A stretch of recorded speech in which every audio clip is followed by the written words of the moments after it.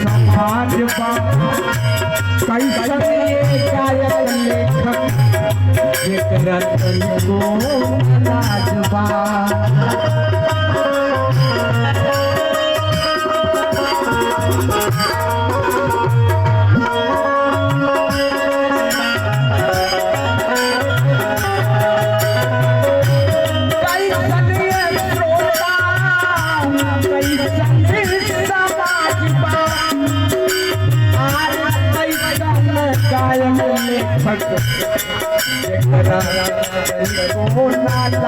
अरे गावे पेपर का किया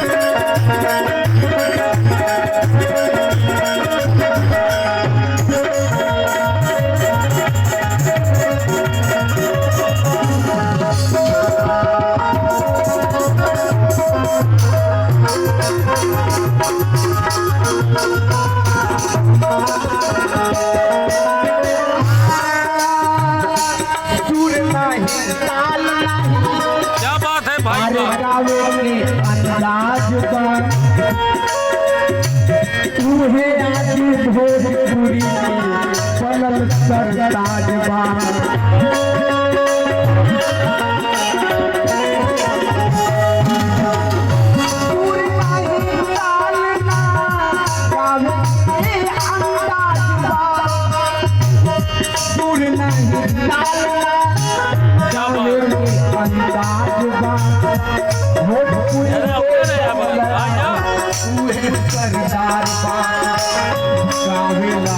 पेपर का गीतिया हेलो क्या हो गया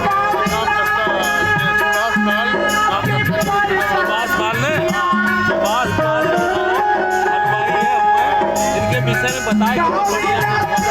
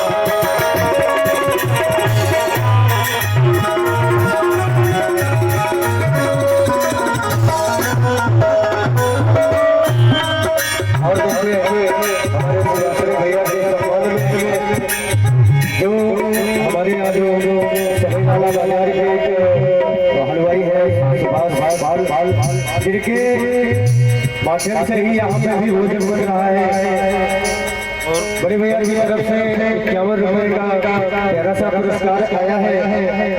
बहुत बहुत तहे दिल से अपने छोटे से बच्चे के माध्यम से स्वागत और करता हूँ कि भैया आपका जो है एडवर्टाइज हो और आप जो है बढ़िया मन से भोजन बनाइए और सबको मन से खिलाइए। क्या बात है, बात तालियां हो जाए हमारे सुभाष भैया के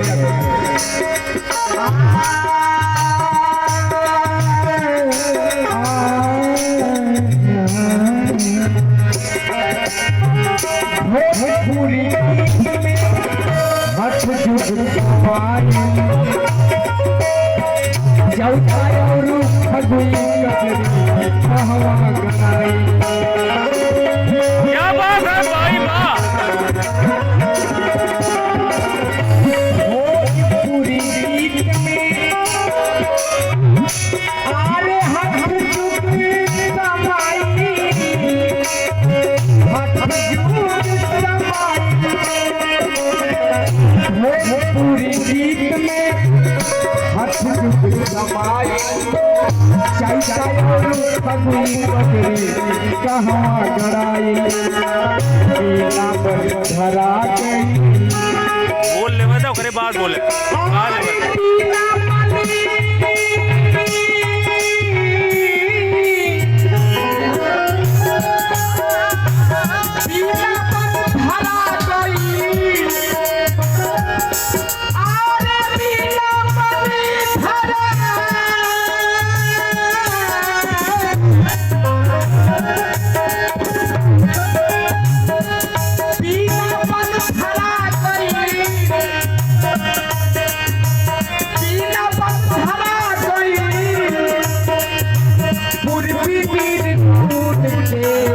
लाज आज लागत भोजपुरी गीत।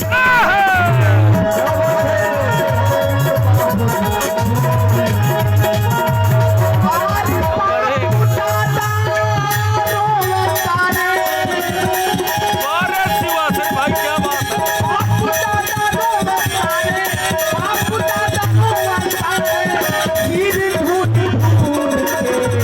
लाज आज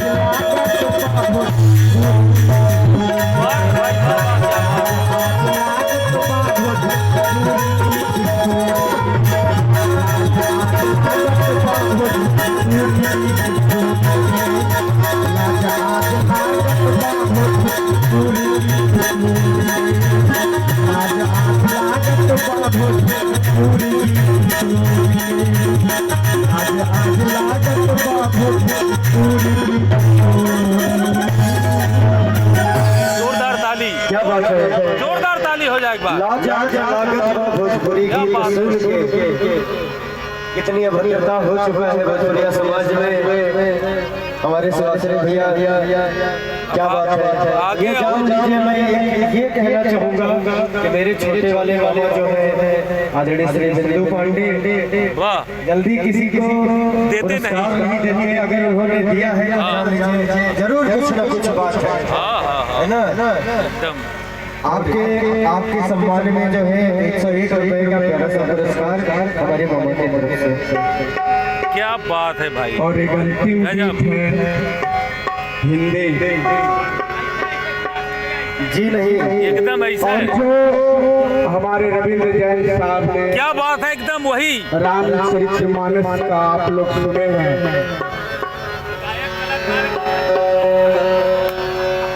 उन्होंने पिरो दिया है, रामायण में आप लोग देखे हैं। ये वो तनी बोल नहीं इनके विषय में कुछ जो न हो। भगवान राम धर्म को गए। वैसे बिंदु पांडे जो है सही बात है कि किसी को देते नहीं है, बड़ा दिल करता है देते हैं। भगवान राम वन को गए और देते हैं तो अच्छे ढंग से देते हैं, माता के भैया इनाम देते हैं और कुछ नहीं। माता के को वन में भेज दी, माता के और बहुत ही अच्छा वन में भेज दी। और भरत जी ननिहाल से लौटे तो पहुंच गए माता कैकेयी के पास, कहने लगे महारानी कैकेयी क्या बात, तूने मुझे कहीं का नहीं छोड़ा, मैं किस तरीके से अयोध्या में जाऊंगा। अरे तो भगवान शेर हो तूने तो मुझे कभी का ना छोड़ा, क्या कहे? कर ले रहा एकदम। वास्तव में सही बात है, समाज बहुत ही गलत दिशा में जा रहा है। जो आजकल हम लोगों का, ये हम लोगों की जान लीजिए कमी है कि जो हम लोग भोजपुरी गाने को भुलाते चले जा रहे हैं। और जो गंदे गाने हैं पियर फराक वाली, तो ओकरे बाद नया नया ड्राइवर बा अब मंच पे चढ़ता तो गा ना पई है, लेकिन कैसेट में कमी है, पचौले बटन हम कमी बा। क्या बात आए सुनी भरत जी माता के कैसे का कहले? का कहन भैया? ओ मैया तने वाह, का ठानी मन में, क्या बात है? ओ मैया तने का ठानी मन में, राम सिंह भेज दे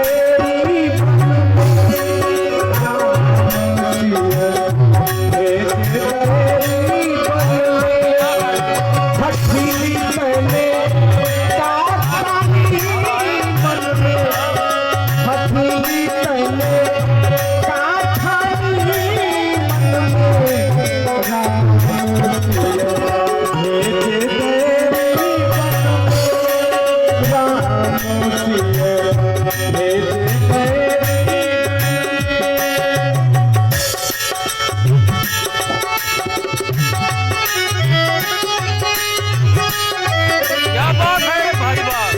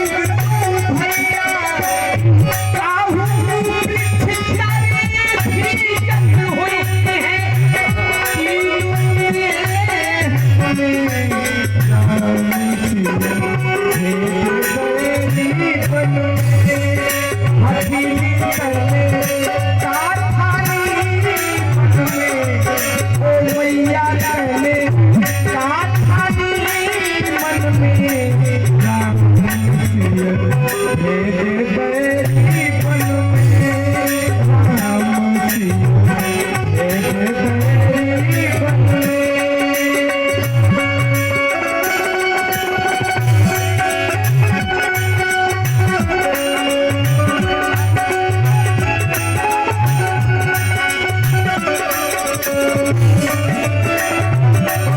बहुत सही एकदम, क्या बात।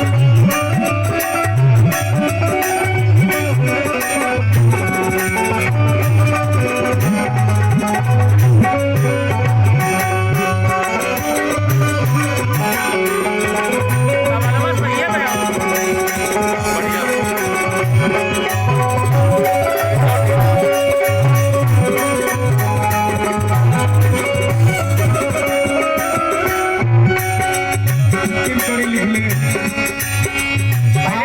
पहले तबला का बजीत के बराबर आवाज ना रहे,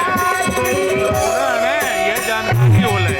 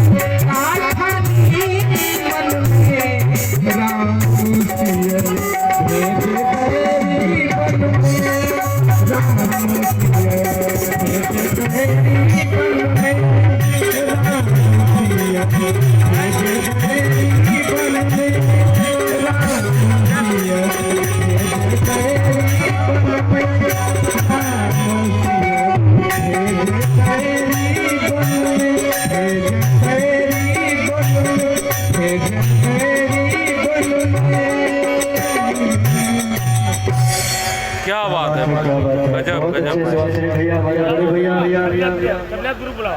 मैं अच्छा बिना कहूँगा कि अच्छा लगे तो आप लोग ताली बजा दीजिए। क्या बात है। और मैं